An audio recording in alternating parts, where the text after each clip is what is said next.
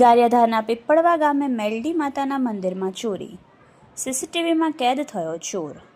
ગારિયાધાર તાલુકાના પીપળવા ગામે આવેલ પવિત્ર ધામ મેલડી માતાના મંદિરમાં રાત્રિના સમયે અજાણ્યા શખ્સે ઘૂસી ચોરી આચરી હતી।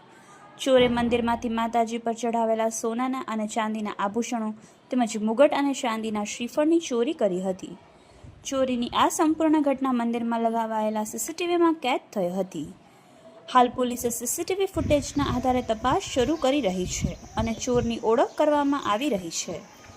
ચોરીની ઘટના બાદ ગામમાં ભક્તોમાં રોષનો માહોલ છવાઈ ગયો છે। સ્થાનિકો અને ભક્તજનો દ્વારા તંત્ર સમક્ષ મંદિરમાં સુરક્ષા વ્યવસ્થાને વધુ સુદૃઢ કરવાની માંગ ઉઠાવી રહ્યા છે। Reporter Ramesh Makwana, Yashvi Gujarat news, Gariadhar.